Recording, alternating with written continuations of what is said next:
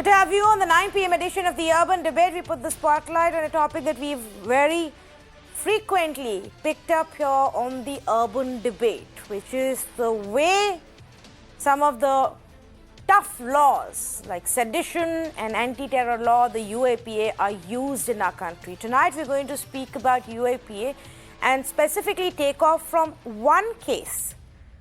Now, this case is in a way linked to the Hathras gang rape and murder death case that took place, which became a big story in the country and was covered day after day after day in the way it was handled by the state and the police at that time. A journalist from Kerala, along with 7 others, were on their way to Hathras to cover this story when they were arrested by the Uttar Pradesh Special Task Force.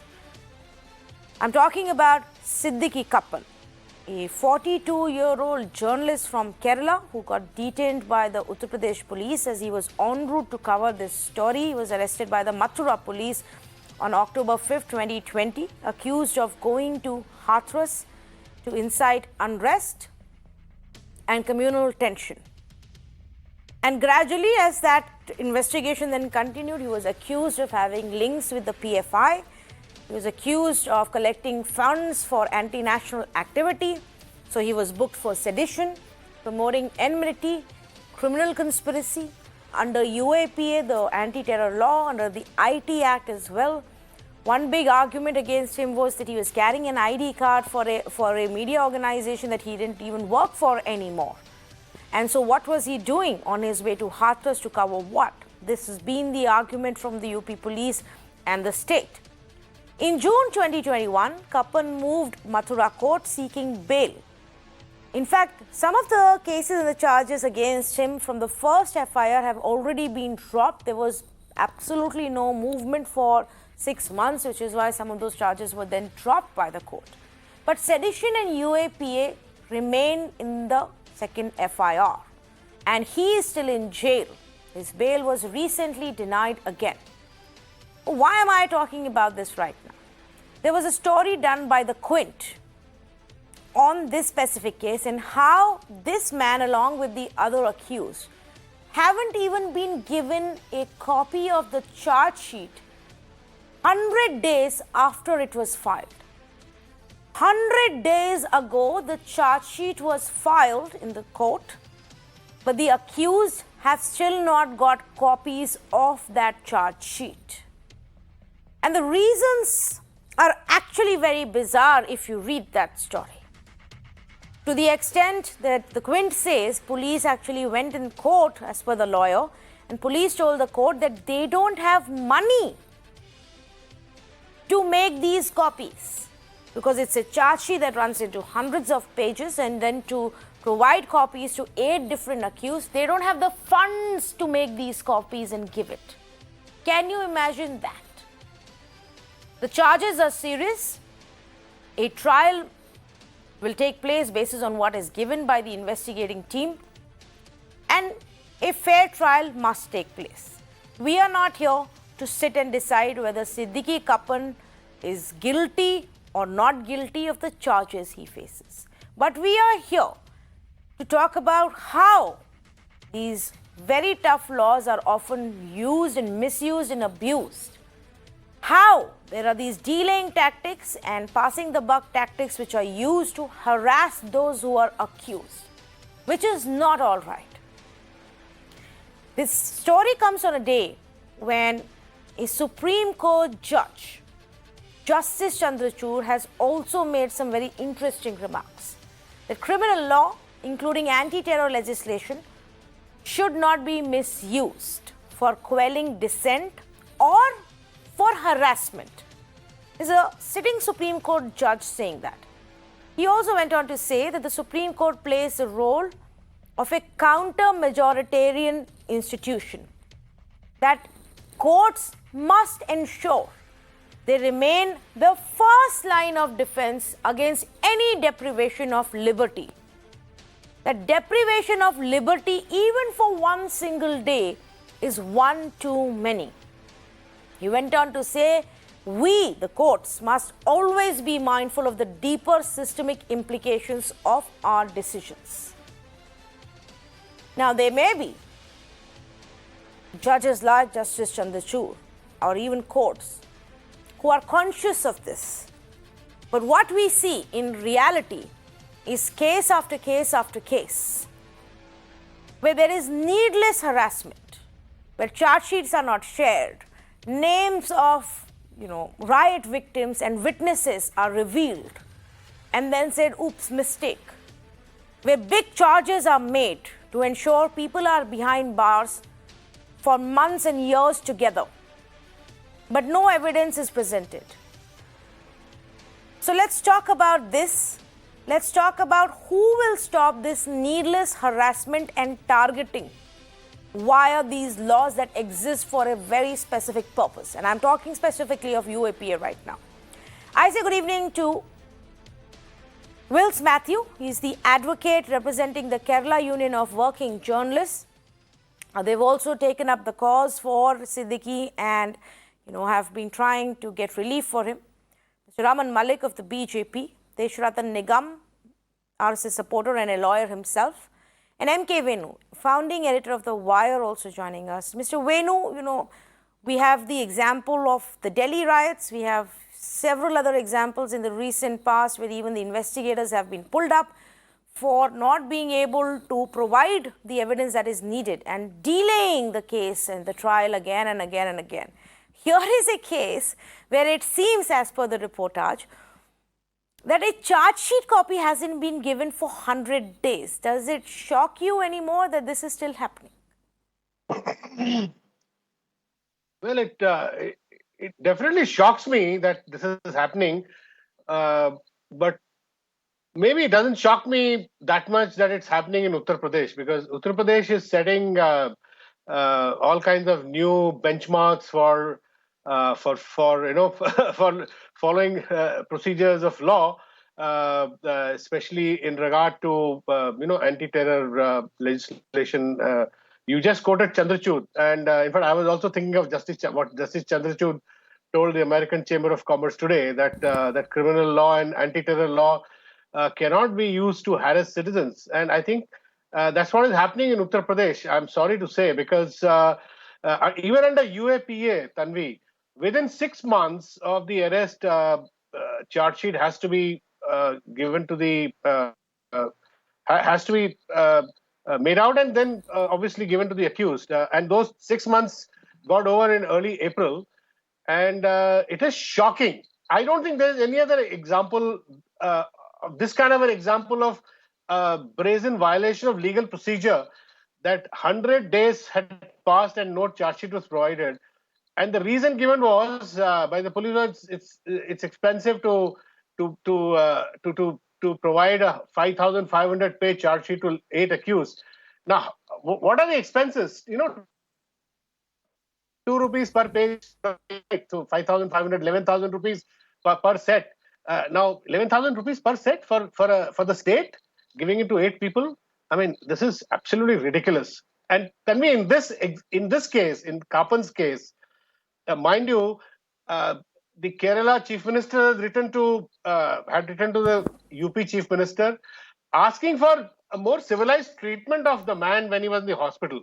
And he wrote to the Chief Minister saying that when he was in the hospital, his legs were, his feet were tied to the caught by chain in the hospital.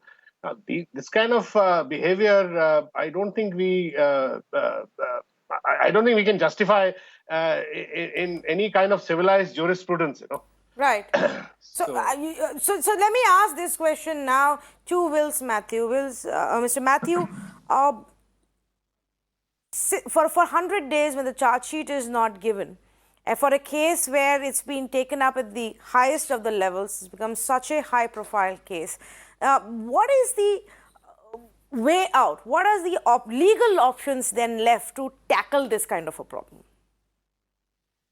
Well, the day on which the charge sheet was set to be filed is 2/4/2021. And on 28th of April 2021, when our habeas corpus petition was listed before the bench consisting of Honorable Chief Justice, learned Solicitor General made a statement to the effect that charge sheet is filed, everybody got a copy. But I was repeatedly stating that none got a copy of the charge sheet. In the such situation, I filed an application before the learned before the district judge for the copy of the concerned court for the purpose of charge sheet, for which I have not received any reply, leading to a situation I have written to the Honorable Chief Justice of Allahabad High Court. Unfortunately, there was no response to that. I again sent a reminder to the learned district judge, for which also I did not receive any response. Today, I was in Madura courts and I filed along with an application stating that even after 100 days, I have not received the copy of the charge sheet. Then, luckily, the learned public prosecutor was also present in the court. In between, we made a discussion in between. I was informed that I can go and collect the copy of the charge sheet from one of the accused lawyer who got copy of the complete charge sheet. Then I made a humble submission that my client is very poor, and more than that, according to the Criminal Procedure Code, I am entitled to get a copy of the charge sheet free of cost. Without going to the legality or other issues or the procedure established by law, every day in the jail is a matter of pain for my client for all reasons. So, if you ask me whether I have got the charge sheet as on today, my answer is no. If you ask me if I have got any response for the purpose of repeated request, I have got any response from the court, that also my answer is no. It is the duty of the prosecution to provide the copy of the charge sheet, which consists of around 5,500 pages. And all I can say is that as on today, even after visiting 3 times before the district court in Madura, I have not received the copy of the charge sheet. And to my knowledge, one lawyer got the copy of the charge sheet, that also 2-3 days back, that also after 100 days of filing of the charge sheet. That is the situation. And if you ask me about the legality, I can say that it is a very serious human right violation. Yeah. Absolutely. And let me just point this out. You are saying so effectively that 100 days later, you are told in the court by the police and their lawyer that we have given the charge sheet copy to one accused. Now you go find that accused legal team and you manage and arrange for your own copy. Is that, Mr. Deshratan Nigam, the way it's supposed to be? Whose responsibility is it at the end of the day? Once the charge sheet is filed, the prosecutor, the police, the magistrate, to ensure that everybody gets a copy. It's the basic. Yes, Tanvi, let me make a distinction between civil cases and criminal cases. In civil cases, the adversarial parties are supposed to supply copies to each other. It's mandatory for them. However, in a criminal case, it is the duty of the magistrate to ensure that the copy is given. Now, if it is voluminous, then if I was the lawyer of Kappan, I would have applied for inspection and sought permission from the court to inspect it so that I can prepare my case. That is clearly provided under Section 207 of CRPC. That having been not done, I think a lot of politics is being played out here. I'm also slightly surprised at the behavior of the magistrate if he has not responded on the applications being submitted by the lawyers of the accused. Because he should have applied his mind. 5,000 is certainly a voluminous record, and he could have, directed on the basis of the application that these are voluminous record, you may please inspect it. So the fault lies at both ends. As a lawyer, I would had done my due diligence and immediately applied for inspection for the preparation of my case so that I can rightfully and fairly defend my client. However, whatever being said and done, let us forget about it. The answer of the police is very juvenile because it was not their responsibility. So somebody is not probably guiding them also. They don't have the correct legal advice. And once you don't have a correct legal advice, various sections of the same branch may be speaking in different languages. So your section 207 is very, very clear. A criminal case cannot be treated as a civil case. Civil case, it has a different set of rules, and criminal procedure code has a different set of rules. So 207 is very clear. Immediately, if it was filed and there was some kind of a delay and even the courts were not doing it, one's job is to immediately approach a higher court if the application was not being responded by the concerned court. That step has not been taken, I believe. And the issue therefore arises, this case seems to be becoming more political. I'm not speaking on the merits of the case. I'm not even saying that he is guilty or not guilty, because there are various serious issues also. The bail order clearly denies the bail based on various reasons, prima facie reasons which have been given. Now, let me come to the point of Justice Chandrachud's statement. When a judge starts speaking on a public platform, other than their own case, because a judge is supposed to speak through the cases which are there before him, and therefore when he speaks from a public platform, then I don't see there is any difference between a politician and a judge. And once a judge gives an opinion on law from a public forum, that means he's clearly formed an opinion which makes him unsuitable to hear those cases. And therefore, it is the first code of ethics that you should not express your opinion from a public forum. Otherwise, your views could be judged as biased and you would be prejudging a case. And I that don't could think lead Mr. to a Nigam, bias. I don't think Mr. Nigam that any of the comments that he made are actually, specific either to any merits of any case. It's commentary about how courts need to be a little responsible in the decisions that they give and the way they treat the cases about UAP and sedition. Commentary that has inside courtrooms come often from lower courts to high courts and Supreme Court when it comes to especially the UAPA law and the sedition law. Let me answer that. I'm not only basing my comment on the basis of this particular comment made to American Chamber of Commerce, but even in the past. Yeah. And not only, let's not name the judges. There have been other judges also who have commented on issues which were not before them in a different case. And those are the kind of opinions that a judge should avoid. Politicians can be held accountable for their, statements that they made and they can be, criticized. But when that comes from a judge, then they open themselves for a lot of criticism, and that a judge and the judiciary has to avoid, because we take judiciary and keep judiciary at the highest level of respect and esteem. That should not be disturbed either by media or by the politicians or by the judiciary themselves. Okay, but I get your point. Fair enough. But let me now pick up what has been said so far on the behavior of the UP police. It's in this specific case. Legal experts, journalists here, everybody is saying, Mr. Raman Malik, that this has just now become extremely political. Let me just tell you and our viewers what the Quint went into the details of these the delays which have happened where the charge sheet has not been given.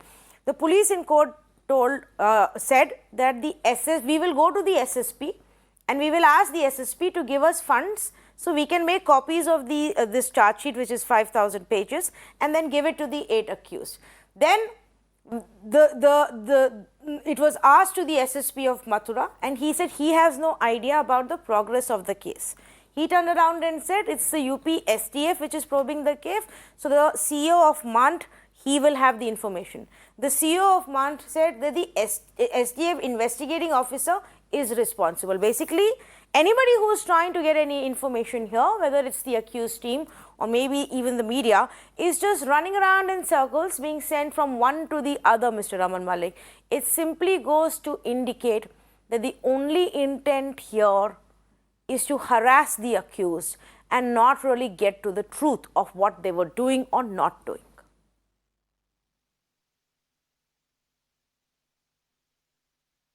Okay.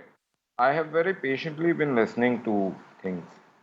Now let's understand certain things. I would not like to respond to unreliable, unethical media houses or media fraternities. Maybe it is Quint or Live with this Wire and Fire and whatever. So I would not like to respond to them.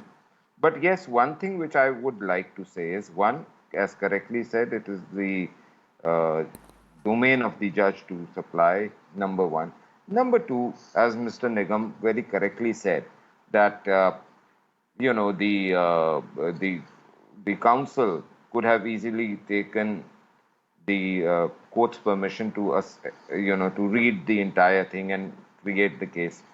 Uh, Today's date and time, I think it is not very difficult also to request the honorable courts to get it scanned and let it be there on a thumb drive or a pen drive or something of that sort, which is not very expensive in nature. And the needful could have been done had the counsel of the accused under UAPA and who has been found to be having this ID card of a journalist, which has been expired 2 or 3 years back, and the organization may not be continuing with their, publication or whatever. Now, the basic point here arises that uh, the charge sheet has been filed.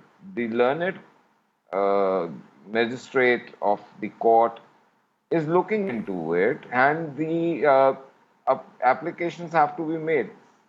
Now, that is one part of it, and probably the only person who is in the rightful place to answer would be the concerned judicial officer, the concerned judicial person. You It is don't think the neither- police, you don't think the state on behalf of the police should answer? Ma'am, for a change on your show, I am not trying to hack, to barge into anybody's comment, so I would expect you to forward the same courtesy. Now, the whole point is that the police has a job, and the job is to investigate, make a charge sheet, submit it. The police is not in a job of providing things. Had it been a case where it is a normal work, yes, but a 5500 odd page into the number of pages required for all and all that stuff, that the learned counsel should interact with the court officials and not the police. But yes, coming down to your second thing about the American Chambers of Commerce, I would not like to reiterate what Mrs. Gandhi said on Justice Shah. It is very well known. But I would only cite you this much, that at another occasion, a few judges, brother judges of the Honorable Supreme Court had a comment made. Ma'am. The comment was, dissent is an integral part of democracy. But apparently they did not complete this statement, or whatever the reason may be, they did not fulfill the fundamental point of that statement, that dissent is an integral part of democracy and democracy is governed by majority mindset. And that is what that is the full definition of it. So convenience is not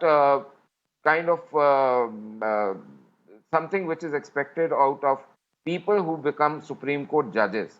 Okay, I no, would I don't explain want. myself. I am going to make this clear.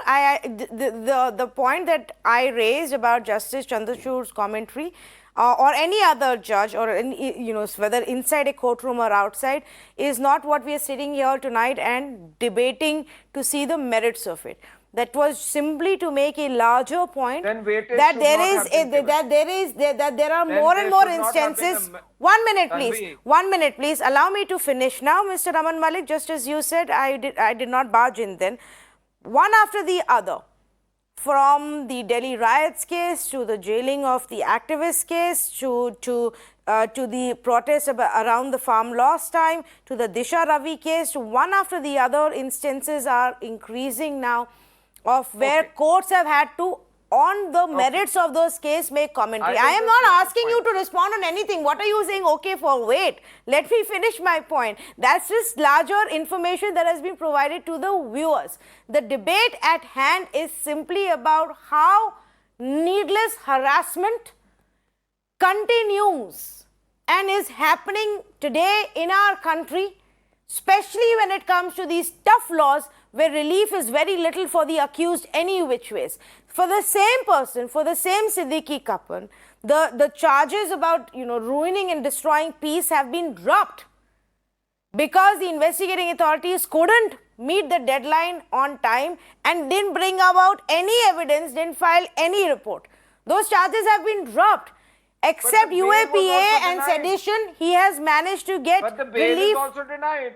Can you refute that? I am finishing the sentence. Except for UAPA and sedition, where bail has been denied, because these are tough laws. These are very, very strict Okay, laws just where give me relief doesn't 10 come in seconds. this easy. 1 minute, Raman Malik. I'm going to take your point and get this clarification from Wills Matthews. Mr. Matthew, did any of the legal representatives of any of the 8 accused try to use this very simple solution of asking the magistrate or the presiding court to take his pen drive, put the charge sheet in that and give it to the accused?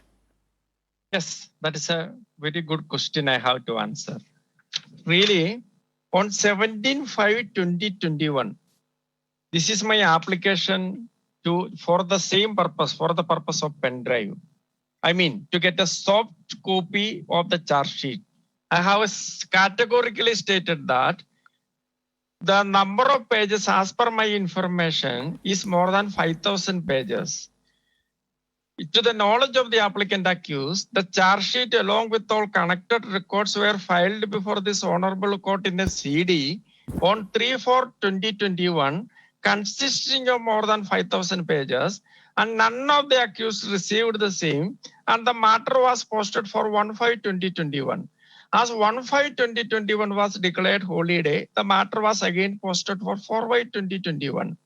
I have very categorically requested for a soft copy, not hard copy. That is before the email ID of the concerned judge. Then comes the question, my remedy available was to go to the appellate court. Yes, my answer is that on 3/6/2021, I filed a representation to the Honorable High Court of Allahabad also for that purpose. Then, from reliable source, I came to know that the counsel for other accused filed an application for inspection. But 5,500 pages is something a lawyer has to scrutiny each and every paper according to the allegations against, according to the charges against the accused. It is not a probable case one lawyer going to the court, sitting from morning 10 a.m. to 4 p.m. and looking at this 5,500 pages.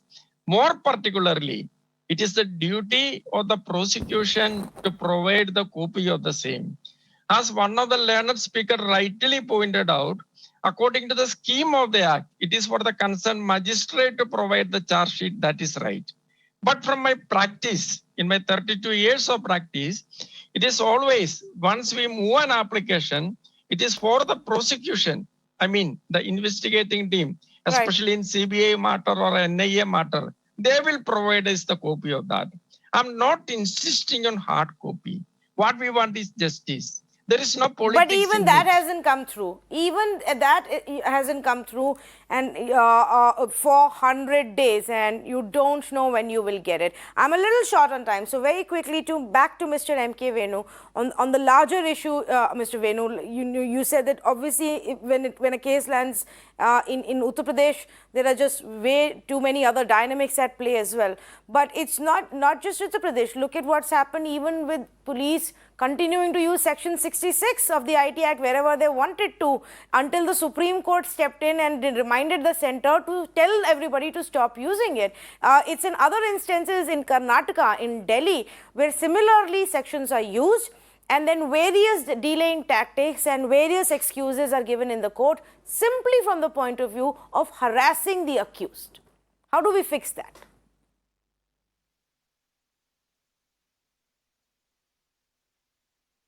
Mr. Venu, to you that question, yes. See, Tanvi, this has to be fixed. Yes.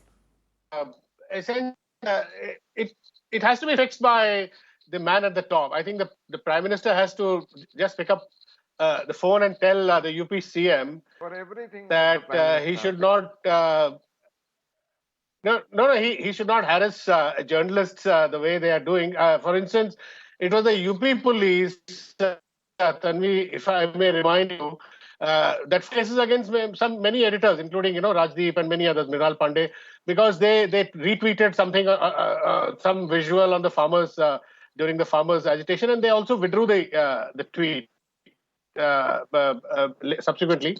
So the UP police filed those cases, but they've not pursued those cases. So it was merely aimed at harassing. So I think if a chief minister is and his police establishment is insistent upon doing, the Prime Minister should tell him not to do so. I mean, should just caution him, and kind of rein him in. And in this respect, I think I agree with Desh Ratan. Desh Ratan, he's a lawyer, so and he's legally correct when he says the police was not justified in this case in saying that charge sheet couldn't be supplied because of the expenses of photocopying.